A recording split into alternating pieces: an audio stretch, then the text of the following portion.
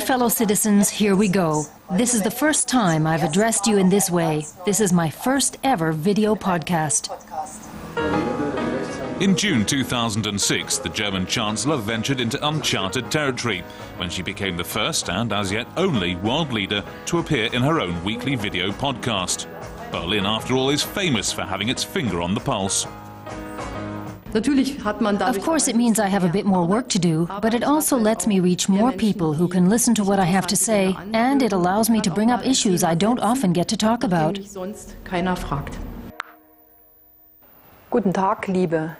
Good morning, users. Today we're in my office. Let's take a look out of the window, which overlooks the Reichstag, where Parliament sits. I keep a globe on my desk. That's very useful when I'm going on trips. I can have a look at it and locate the countries that I'm about to visit. Each week, the Chancellor invites viewers into another part of the Chancellery and discusses a new topic. And what she says in her podcasts is often picked up by more traditional media. As Merkel said in her weekly podcast. She said in her weekly podcast. We have now reached a point where the normal media often refer to what I've talked about in my video podcast.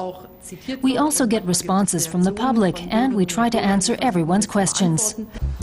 Communications expert Norbert Bolz from Berlin keeps a close eye on the way politicians use the internet. He says the Chancellor's video podcasts are pioneering. What they say is, we're very with it. We want to reach the younger generation and we want to belong to the 21st century. The British government has also discovered the power of the internet. This video shows Prime Minister Gordon Brown looking relaxed as he reads to a group of school children.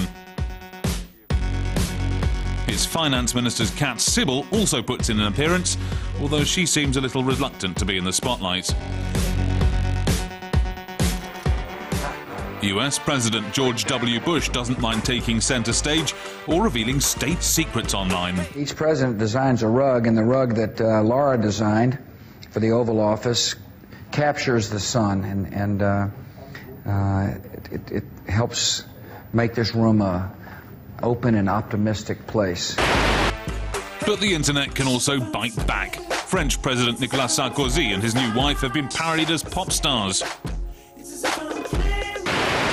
Former British Prime Minister Tony Blair got similar treatment.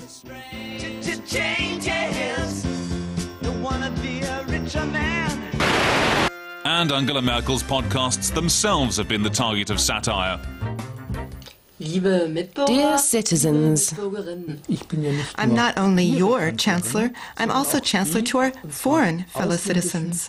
Hey Ange, here's your mom. What are you doing on the internet? This is the first time I've addressed you in this way, Mother. We're